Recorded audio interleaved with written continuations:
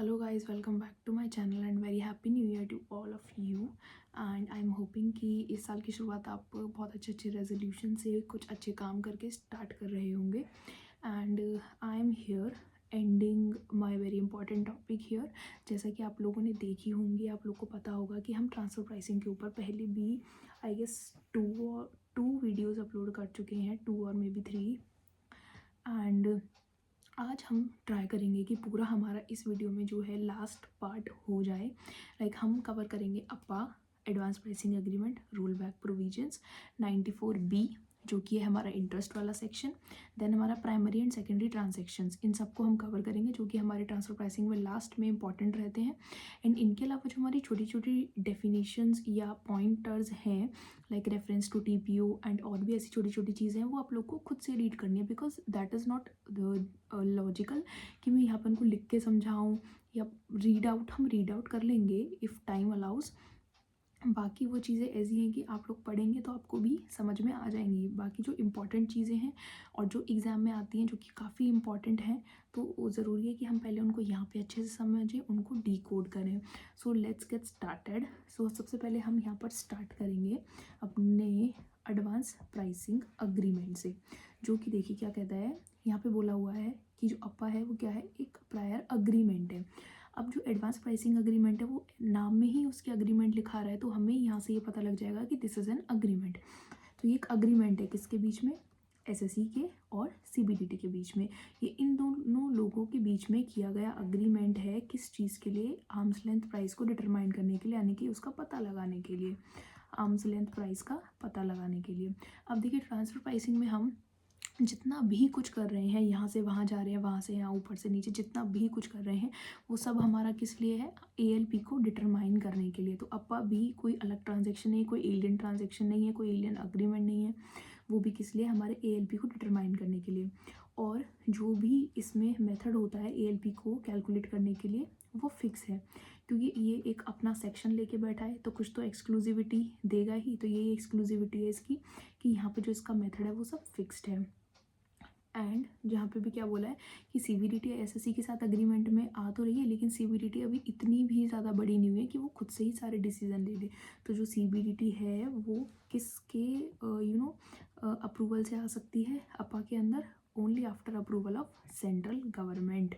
यहाँ पे किसका अप्रूवल आपको ज़रूरी है, सेंट्रल गवर्नमेंट का. और कितने सालों के लिए जो अप्पा है वो एप्लीकेबल होता है, 5 कंसेक्यूटिव ईयर्स. इन टर्म्स को आपको अच्छे से पढ़ना है. यहाँ पर क्या लिखा हुआ है, 5 कंसेक्यूटिव ईयर्स, जिसका मतलब क्या है कि लाइन में 5 साल लगातार, लाइक ऐसे 1 2 3 4 5, ना कि ऐसे 1 2 6 8 10, ऐसे नहीं, लगातार के 5 साल मीन्स जो कि साथ साथ चल रहे हैं, हमें कोई भी साल जंप ऑफ नहीं करना है. तो इसमें ये एक काफ़ी इंपॉर्टेंट पॉइंट है, इसके ऊपर क्वेश्चन भी आ जाता है. ठीक है. अब नेक्स्ट है हमारा जो if there is APA then section 92C and 92CA will not be applicable on SSE. अगर हम अप्पा लगाएंगे तो फिर जब अप्पा ने ये बोला है कि आर्म्स लेंथ प्राइस डिटरमाइन करने का मेथड यहीं पर है, तो हम 92C और 92CA में क्यों जाएंगे ALP दोबारा कैलकुलेट करने के लिए. So this is that. और ये चीज़ आपको पता है, अगर हम किसी भी ट्रांजेक्शन में फ्रॉड करके आते हैं तो वो ट्रांजेक्शन हमारी वॉइड अब इनिशियो हो जाती है. तो वही बात यहाँ पर भी बोली है कि अगर किसी में हम फ्रॉड या फिर मिसरिप्रेजेंटेशन से आएंगे तो फिर वो जो ट्रांजेक्शन है हमारी यहाँ पर वॉइड अब इनिशियो हो जाएगी. नथिंग यहाँ पर कुछ भी ऐसा नहीं है जो डिफरेंट था. तो अब हमारे ऊपर ये क्या बोला है, इसमें बोला है कि अप्पा बाइंड किस किस पे. ऑब्वियसली जो भी एप्लीकेंट इसके अंदर एंटर कर रहा है तो उस पर तो ये बाइंड होगा ही. तो फिर SSE या एप्लीकेंट, कुछ भी कह लो, जो एप्लीकेशन लगाता है वो एप्लीकेंट ही होता है और वो SSE ही है. और income tax authority up to the level of CIT PCIT. So इस लेवल तक है. और ये जो अप्पा है वो किस पे बाइंड होता है, ऑब्वियसली उन ट्रांजेक्शन्स के लिए जिनके लिए हम अप्पा अप्लाई कर रहे हैं. तो कितने साल हमने बताए थे कि हम कितने साल तक के लिए अप्पा अप्लाई करेंगे, 5 ईयर्स के लिए. वो भी कौन से, consecutive years. Okay. So next है हमारा रोल बैक प्रोविजन. अप्पा के बाद आते हैं रोल बैक प्रोविजन. अब रोल बैक प्रोविज़न कब होते हैं कि जो भी एसएससी अप्पा के अंदर अप्लाई करता है वो ही सिर्फ रोल बैक में आ सकता है। लाइक कोई भी ऐसा नहीं कर सकता, मान लो मैं हूँ, बैठे बैठे मुझे विचार आया कि रोल बैक प्रोविज़न में चलते हैं ट्रांसफर प्राइसिंग के, तो आई कैन डू दैट। अगर कोई भी एसएससी अप्पा के अंदर आया है तभी वो रोल बैक में आ सकता है। तो रोल बैक का रास्ता कहाँ से आता है? अप्पा से आता है। तो यहाँ पर भी ये सब लिखा हुआ है। और यहाँ पर कितने सालों के लिए आ सकता है, देखिए यहाँ पर ना ये है इम्पॉर्टेंट चीज़ एक और डिफरेंशिएटर। यहाँ पर जो भी बंदा आ सकता है वो आ सकता है मैक्सिमम 4 प्रीसीडिंग प्रीवियस ईयर्स के लिए, ठीक है। तो वो कितने सालों तक आएगा? 4 प्रीसीडिंग प्रीवियस ईयर्स के लिए। प्रीसीडिंग का क्या मतलब है कि मान लीजिए अभी ये हमारा करंट ईयर चल रहा है, तो इसके पहले ये 4 साल, ठीक है, और ये 5 साल कॉन्सेक्यूटिव ईयर यानी कि इसके बाद के 1 2 3 4 5 ऐसे। अभी इसके ऊपर हम एक एग्जाम्पल करेंगे, मैं इसको आपको थॉरली समझाऊंगी कि कहना क्या चाह रहा है, बिकॉज ये काफ़ी इंपॉर्टेंट टॉपिक है जिसके ऊपर हमारा क्वेश्चन बन जाता है एग्जाम में। सो आपको ना ये भी शॉर्ट नोट आ सकता है कि what is roll back provision, उसके ऊपर आपको शॉर्ट नोट लिखने के लिए आ सकता है। तो ये उस पर्पज़ से काफ़ी इंपॉर्टेंट है, तो आपको इसके पॉइंट्स पता होने चाहिए। तो नेक्स्ट, अब इसमें क्या चीज़ है कि एसएससी कौन से फॉर्म में अप्लाई कर सकता है रोल बैक के लिए? फॉर्म नंबर 3 कीड़ा में, आप इसको 3 कीड़ा करके याद रख सकते हैं, 5 लाख फीस के साथ। और जो रिक्वेस्ट है, अगर जैसे इसमें बोला है कि 4 साल के लिए आ रहा है बंदा रोल बैक के अंदर, तो 4 साल के लिए जो रिक्वेस्ट है वो होनी चाहिए, बनी हुई होनी चाहिए रोल बैक प्रोविजन की। और जो भी इंटरनेशनल ट्रांजैक्शन है वो वही होनी चाहिए जो भी अप्पा में मेंशन हो रही है, तो कुछ भी यहाँ पे अप्पा से डिफरेंट नहीं होगा। एंड नेक्स्ट जो भी रिटर्न ऑफ इनकम है वो फर्निश हुई होनी चाहिए जब हम रोल बैक कर रहे हैं, और नहीं है तो फिर उसके बाद 3 महीने के अंदर मॉडिफाइड रिटर्न जा सकती है, ठीक है। और अगर कोई भी पार्टी यहाँ पे अगर कोई भी पार्टी यहाँ पर अग्रीव्ड है तो आपको किसके पास जाना है, मैं आपको शॉर्ट में बता देती हूँ, आप रीड कर लीजिएगा।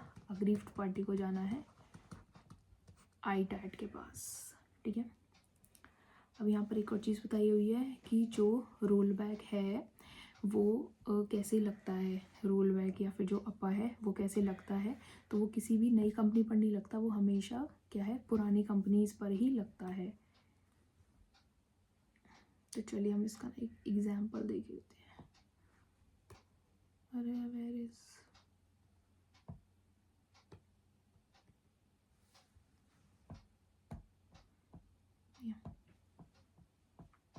चलो देखते हैं।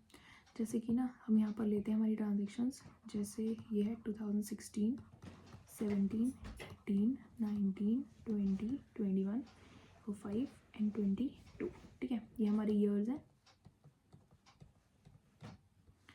ठीक है। और यहाँ पर इनके हम वैल्यूज़ ले लेते हैं कुछ भी, लाइक 680, 550, 420, 720, 1000, 1100 एंड 1340।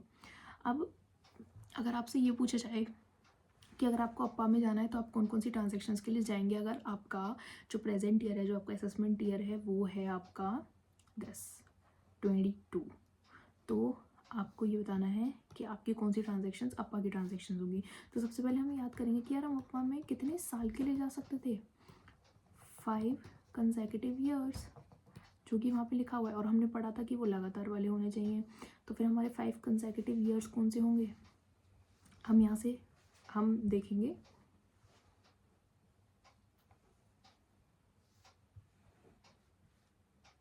सॉरी, उन्होंने बोला है कि आपको देखना है, लाइक आप देख लीजिए, हाँ 22 के लिए देखना है, तो आपको देखना है।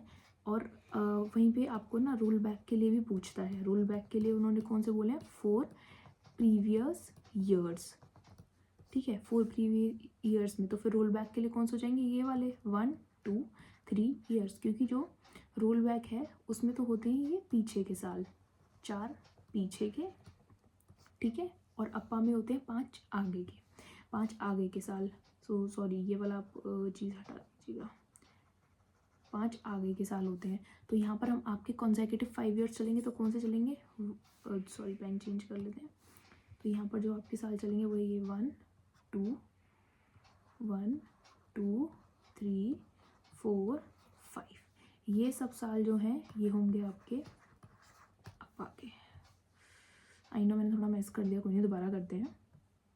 देखिए मैं आपके ईयर्स को ना इस बार ऐसे ले रही हूँ 1, 2, 3, 4, 5, 6, 7। ओके, इनकी ना यहाँ पर फिगर्स हैं 80, 70, 60, 50, 40, 30, 20। आपको पूछा है कि हमें वही अप्पा के वो बताओ साल कौन से हैं। अब हमारा जो टर्म है वो यही चल रहा है, मान लीजिए अभी प्रेजेंट में ईयर, असेसमेंट ईयर।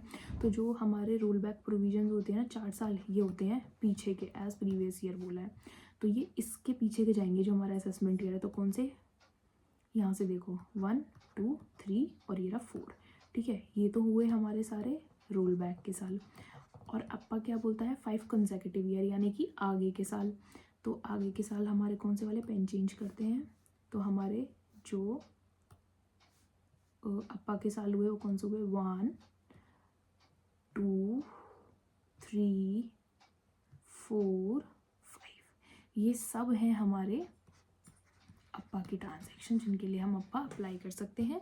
और जो ये चारों हैं, ये चारों हैं हमारी रोल बैक वाली ट्रांजैक्शन जिनके लिए हम रोल बैक अप्लाई कर सकते हैं। होप आप लोग को समझ में आएगा। रोल बैक में हमने क्या पढ़ा था, कौन से फॉर्म में जा सकते हैं, 3 कीड़ा में 5 लाख रुपए फीस के साथ। बस आपको ये चीज़ें याद रखनी है कुछ। ओके, सो अब हम चलते हैं अपनी नेक्स्ट चीज़ पे। और हाँ, हम एक चीज़ और आपको यहाँ बता रहे थे कि नई कंपनी एंड पुरानी कंपनी। सो देखिए एक एग्जांपल है, जैसे कि ना आपकी नई कंपनी है x+y+z, ये बन गई XYZ। पहले आपकी कंपनी x भी थी और y भी थी, लेकिन अब उसके साथ मर्ज होकर एक XYZ कंपनी बनी है। तो so this is new company. इस पर अप्पा अप्लाई नहीं होगा क्योंकि नई कंपनी, और अप्पा हमेशा एग्जिस्टिंग कंपनीज पे अप्लाई होता है। कौन सी कंपनी पे अप्लाई होगा, अब जैसे एक्स एंड वाई कंपनी है, ये एग्जिस्टिंग है पहले, अब इनका हो रहा है मर्जर, ये बन रही है एक्स वाई कंपनी। सो इस पे अप्पा विल अप्लाई क्योंकि एक्स वाई कंपनी पहले थी, एक्स एंड वाई। लेकिन एक्स वाई जेड में क्या था, एक्स एंड वाई कंपनी तो थी लेकिन जेड नहीं थी। ये तीनों मिलकर एक नई कंपनी बना रही है जो कभी एग्जिस्ट ही नहीं करती थी, जेड तो कभी थी ही नहीं। सो ऐसी नई कंपनीज पे जो अप्पा है वो कभी भी अप्लाई नहीं होगा, वेयरएज एक्स वाई पे होगा। सो यही इसमें एक समझाने वाला पॉइंट था। तो यहाँ आपका ख़त्म होता है ये रोल बैक प्रोविजन वाला सेक्शन।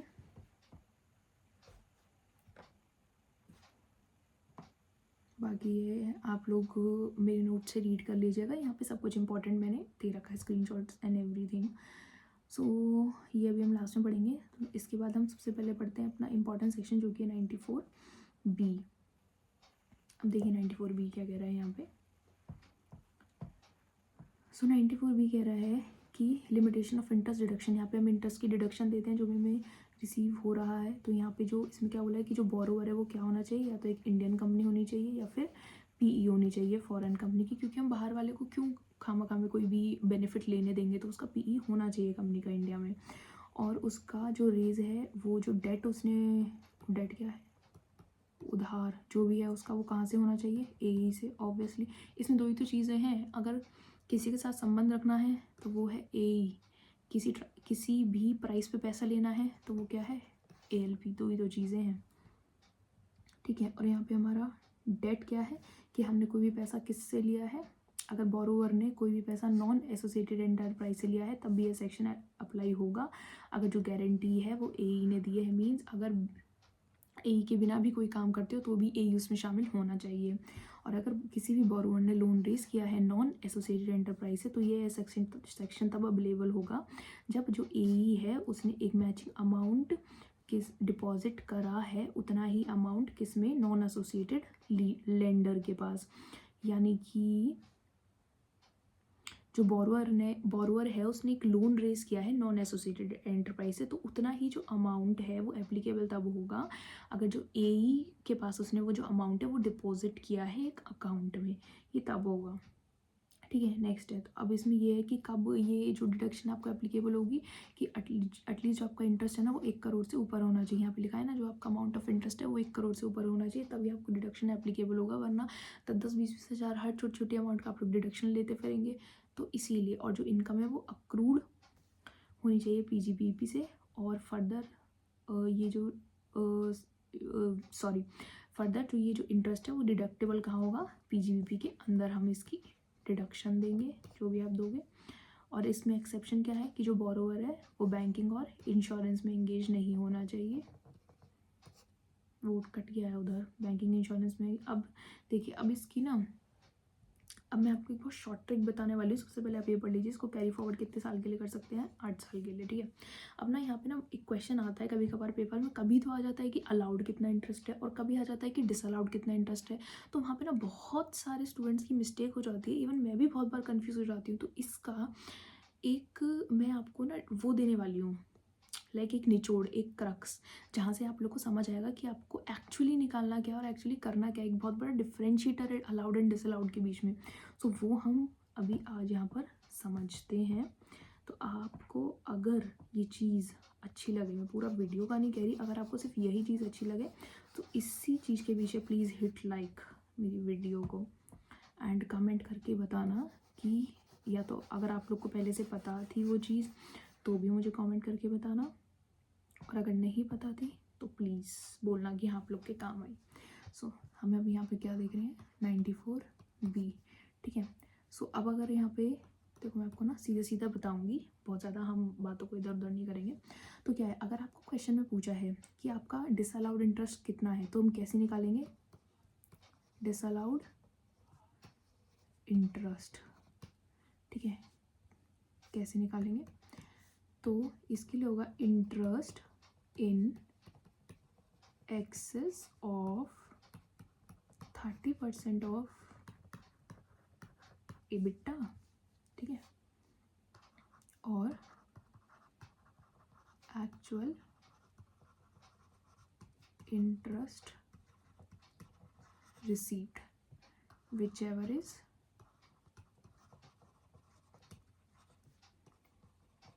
लोअर, ठीक है। This is the term. अब इसको ना एग्जाम्पल के साथ समझते हैं कैसे। मान लीजिए, लेट कर लेते हैं, जो आपका एबिटा है वो है 30, ठीक है। तो यहाँ पे कितना होगा, इसने बोला इंटरेस्ट इन एक्सेस ऑफ और एक्चुअल इंटरेस्ट आपका मान लेते हैं आपको रिसीव हुआ है 9, ठीक है। तो यहाँ पे बोला interest in excess of 30% of EBITDA. अब एबिटा का 30% सबसे पहले निकाल लेंगे, कितना होगा 9, सॉरी, फिर हम इसको 19 लेंगे, ठीक है। इंटरेस्ट इन एक्सेस ऑफ 30, यानी कि जो इंटरेस्ट है इन एक्सेस ऑफ, यानी कि 19 में से इस 30% ऑफ एबिटा को माइनस करना है।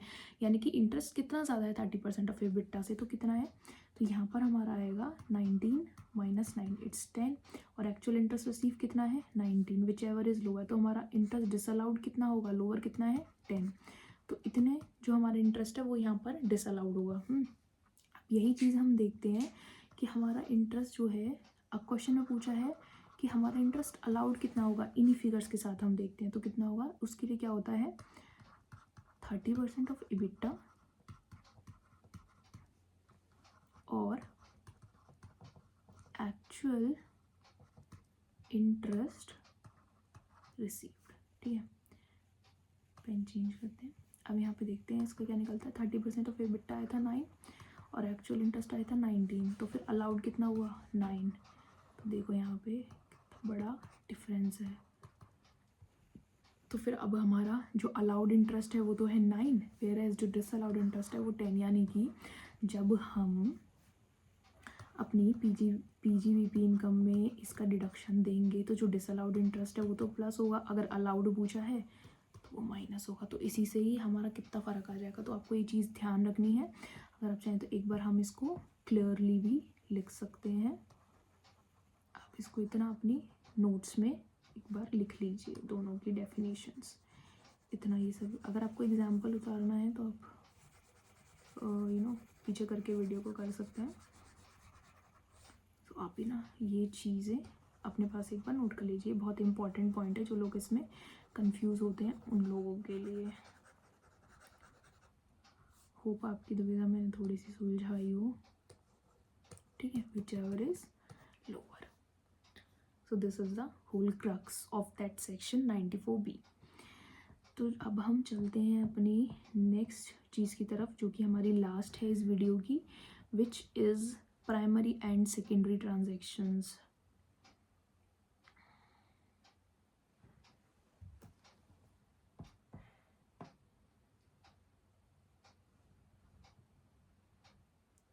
तो देखो, सबसे पहले अगर मैं आपको प्राइमरी सेकेंडरी का अगर पंगा समझाऊँ तो वो ये है, प्राइमरी तो वो है जो भी अगर जो हमारी इनकम है बढ़ रही है को हम ये भी आप जो नोट्स में ऑफिशियल लैंग्वेज लिखी हुई है वो आप लोग खुद से रीड कर लेना, बट मैं आपको जो पूरा इन लोग का स्टोरी मची हुई है वो मैं आपको यहाँ शॉर्ट में समझाती हूँ कि वो है क्या। तो देखो, हमारे पास ना दो तरीके की एडजस्टमेंट्स हैं, एक तो है प्राइमरी और दूसरी सेकेंडरी। प्राइमरी की बात करते हैं। प्राइमरी क्या है कि अगर हमने अपनी ALP को बढ़ाया, ये है हमारी प्राइमरी ट्रांजैक्शन। अब यहाँ पे दिक्कत क्या हुई कि जिससे पूरी स्टोरी बनी है प्राइमरी सेकेंडरी की, वो क्या हुई कि ना जब हमने अपनी ALP को, अगर हमारी ALP जो है वो बढ़ गई तो फिर इसके बाद ना यहाँ पर आया सेकेंडरी, ठीक है। और सेकेंडरी ने क्या बोला कि भाई जो तेरी ये ALP बढ़ी है ना, इस पे ना तू मुझे इंटरेस्ट दे, क्योंकि मैं इसे लोन मानूंगा। क्यों? इसने ये बोला कि मान ले 30 थी पहले ALP, अब बढ़ के ये 40 हो गई, तो ये जो 10 रुपये हैं ना, इनको या तो इंडिया भेज वापस, इंडिया भेज वापस, और इस भेज वापस टर्म को इन्होंने क्या बोला यहाँ पे, रिपैट्रिएट कर। वो भी कितने दिन में, 90 डेज़ के अंदर। तब है या तो बात ठीक, नहीं तो अगर तू नहीं भेज रहा तो अगर तूने नहीं किया ये काम तो फिर मैं उसको मानूंगा लोन, कि जो वो तेरे पास एक्स्ट्रा इनकम मिली गई हुई है वो मैंने तुझे एडवांस दिया हुआ है, वो सिस्टम में तुझे एडवांस दिया हुआ है। और जब भी हम किसी को कोई लोन देते हैं, कोई एडवांस देते हैं, तो उस पे उस बंदे को इंटरेस्ट पे करना होता है। इस पे से क्या देना पड़ेगा, इंटरेस्ट देना पड़ेगा। और इंटरेस्ट भी इसने किस हिसाब से बोला है, इंटरेस्ट की भी इसने दो चीज़ें बोली हैं कि अगर जो ये अमाउंट है ये कन्वर्टेबल है इन इंडियन रुपीज़ तो इसे देना होगा जो भी MCLR रेट दे रखा होगा 1 ईयर का, प्लस में 3.5%। और अगर ये जो अमाउंट है ये कन्वर्टेड या फिर डिनोमिनेटेड है इन फॉरेन डॉलर, जो भी फॉरेन करेंसी होगी उसमें, तो आपको कितना देना पड़ेगा, लाइबोर 6 मंथ्स का लाइबोर प्लस में 3% देना पड़ेगा। तो इस हिसाब से आपको पूरा इंटरेस्ट देना है। और कब से, अगर प्राइमरी में ऑर्डर पास हुआ है तो उस डेट से, वरना अगर ये केस है तो ये, वरना फिर कहाँ से, ये तो हुआ हमारा first possibility, and second ROI की ड्यू डेट से, यहाँ से आपको ये इंटरेस्ट पे करना है। अब एक और है, आपने ऐसे बोला कि चल मैं तुझे इतना सब दुविधा दे रहा हूँ, इतनी सब दिक्कत दे रहा हूँ, तो फिर एक रिलीफ दे देता हूँ। वो क्या, उसने आपको ऑप्शन दिया। क्या ऑप्शन दिया हम देखते हैं कि उसने ये बोल दिया इतना सब दिक्कत देने के बाद कि ऐसा कर, या तो तू मुझे ये इंटरेस्ट पे कर दे, या फिर मैं तुझे एक ऑप्शन देता हूँ, सेकंड ऑप्शन, तू मुझे वो जो तेरी अमाउंट है ना जिस पे हम बोल रहे हैं कि हम तुझसे इंटरेस्ट चार्ज करेंगे, मैं उसे लोन मानूंगा, तुझे अगर इंटरेस्ट नहीं देना तो चल तू एडिशनल टैक्स दे दे, जा तुझे छूट दी, एडिशनल टैक्स दे दे। और कितना बताया उसने, 20.9664%। कैसे कैसे हिसाब लगाया, 18% तो टैक्स दे, 12% दे मुझे सरचार्ज, और 4% सेस है ही, ये सब दे मुझे। तो अब आपके पास ऑप्शन है दो, कौन से, क्या तो इंटरेस्ट पे करो ये सब करके, ये करके और ये सब कैलकुलेट करके, या फिर मुझे एडिशनल टैक्स पे कर दो। इन दोनों में से कोई भी चीज़ दो, पर आपको देनी ही पड़ेगी मेरे जो एक्सेस इनकम है उस पर। तो अब आपको, आई एम होपिंग कि पूरी स्टोरी यहाँ पर समझ में आ गई होगी कि प्राइमरी और सेकेंडरी एक्चुअल में क्या है, क्या रहे हैं, और जो उनकी टेक्निकल टर्म्स है वो आप नोट्स से रीड आउट कर लीजिएगा। जो मोटी मोटी चीज़ें जो आपको एग्जाम में रिविजन में काम आएगी वो मैंने आपको यहाँ पर समझा दी है। अब जब हमने इतना पढ़ ही लिया है तो एक दो पेनल्टीज़ हो रहे हैं, क्यों ना हम उनको भी पढ़ ही लें। तो चलो, एक दो पेनल्टीज़ रह गई हैं हमारी जो कि इंपॉर्टेंट है, जिनसे MCQ को क्वेश्चन बन जाता है, तो फिर हम एक बार उनको भी देख लेते हैं। यस, ये चीज़ें वो पेनल्टी क्या है कि अगर जो ट्रांजैक्शन है वो रिपोर्ट नहीं हुई, या फिर डॉक्यूमेंट्स के साथ कंप्लाई नहीं किया, या फिर इनकरेक्ट इन्फॉर्मेशन भर दी, तो कितनी पेनल्टी है? 2% ऑफ वैल्यू ऑफ ट्रांजैक्शन। और अगर कंप्लाई नहीं किया डॉक्यूमेंट्स के साथ तो भी 2%। और 3CEV में वो फॉर्म ही सबमिट नहीं, सॉरी फॉर्म नहीं, अगर 3CEV जो फॉर्म है यही सबमिट नहीं किया तो 1 लाख की पेनल्टी है, ठीक है।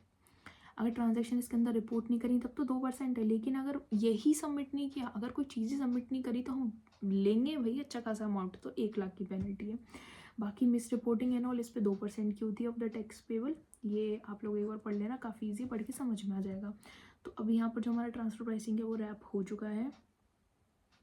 बाकी जो चीज़ें हैं ये डॉक्यूमेंट्स वगैरह ये सब आप लोग पढ़ लेंगे, ये आप लोग को समझ आ जाएगा। और सेकेंडरी एडजस्टमेंट पे एक और चीज़, सेकेंडरी एडजस्टमेंट करने की ज़रूरत नहीं है अगर जो हमारा प्राइमरी एडजस्टमेंट है वो अप टू 1 करोड़ है, और अगर जो प्राइमरी एडजस्टमेंट है वो 2016-17 या फिर उससे पहले हुआ है तो। So guys, I am wrapping my video here, I am wrapping my transfer pricing here. So hope आप लोग को ये वीडियो पसंद आया हो, and again a very happy new year to all of you. Please इस वीडियो के end में मुझे बताइएगा कि आप लोग को कैसा लगा पढ़कर, और आप लोग को समझ में आया क्या, कुछ ऐसी चीज़ें हैं जो मैं सॉल्व कर पाई आप लोग के लिए, या फिर कुछ मैंने इजी बनाया हो, या आप लोग को कुछ और क्वेरीज़ हो तो फिर डिस्क्रिप्शन में मेरा मेल आईडी गिवन है, आप वहाँ मुझसे क्वेरीज़ पूछ सकते हैं या फिर मुझे कमेंट सेक्शन में बता सकते हैं। So thank you so much for watching me, and keep studying, keep supporting and keep growing. Thank you.